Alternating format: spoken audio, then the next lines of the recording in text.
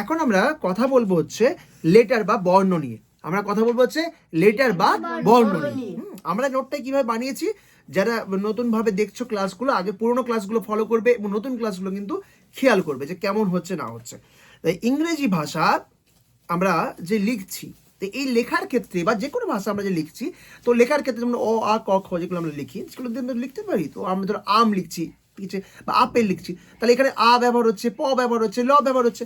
তো লেটারের ক্ষেত্রে আমরা ইংরেজি ক্ষেত্রে কি হচ্ছে, ধরো অ্যাপেল, সেখানে এ পি পি এল ই, তাহলে এখানে সবগুলো কি ব্যবহার হচ্ছে, এই যে চিহ্নগুলো, এই যে ব্যবহার করার জন্য চিহ্নগুলো যে ব্যবহার হচ্ছে, এগুলোকে আমরা কি বলছি, বর্ণ বা লেটার। ইংরেজিতে কি বলি লেটার, আর বাংলাতে আমরা কি বলছি, বর্ণ বলছি একে।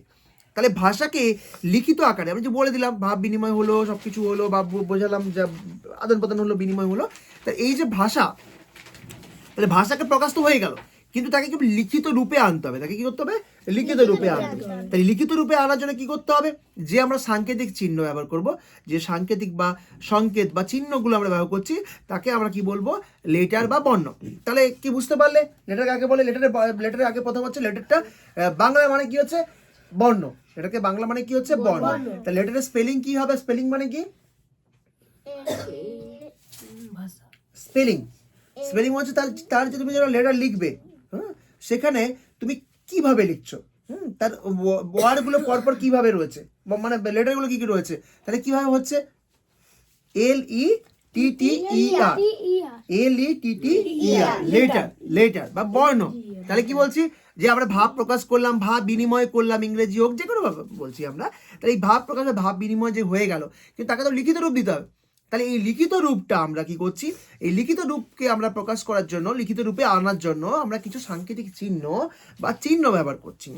তো সেই চিহ্নগুলোকে আমরা কি বলবো, আমরা সেই চিহ্নগুলোকে বলবো যে আমাদের বর্ণ বা লেটার। যেমন কি কি হবে, রবি বলো, কি কি হতে পারে আমার লেটারটা, কি কি হতে পারে letter, A B C D E F G H, বাবা আছে, ঠিক আছে। তাহলে এক যদি বলো ডিম বলছি, তাহলে এক ই জি জি, তাহলে ডিম মুখে বললাম, তাহলে ডিমের ভাব প্রকাশ হয়ে গেল।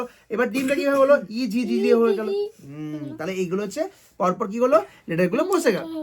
তাহলে আমরা দু রকমের লেটার পাই, একটা হচ্ছে ক্যাপিটাল, একটা হচ্ছে স্মল।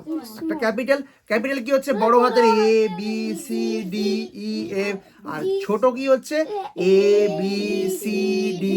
আমরা যখন বোর্ড ওয়ার্ক করবো তখন আমরা আরেকবার বুঝিয়ে দেবো, ঠিক আছে। অনেকে জানো, তোমাদের এই ক্লাসে, আমরা ক্লাস 1-এর বাচ্চা হলে তাহলে আলাদা হবে, আর তোমাদের ক্ষেত্রে আমি যেভাবে বলছি সেভাবে তুমি পড়বে। তাহলে আমরা কি বুঝলাম, যে লেটার বা বর্ণ, ইংরেজি ভাষা ভাব প্রকাশ হলো, সব কিছু হলো, কিন্তু তাকে যে আমরা লিখিত রূপে দেওয়ার জন্য আমরা কি ব্যবহার করছি, লেটার বা সাংকেতিক চিহ্ন, সাংকেতিক চিহ্ন ব্যবহার করছি, তাকে আমি লেটার বলছি। লেটার কয় প্রকার হলো, দু প্রকার হলো, একটা হচ্ছে কি, একটা হচ্ছে স্মল, একটা হচ্ছে ক্যাপিটাল। আরও আমরা পাই অনেক কিছু জিনিস, তোমরা ইটালিকে লেখা হয় দেখবে, ইটালিকে মানে এরকম করে দেখবে হেলানো রয়েছে, তোমরা যে হেলে যাও সেরকম হেলানো রয়েছে। ওকে, তাহলে আমরা লেটার কভার করলাম।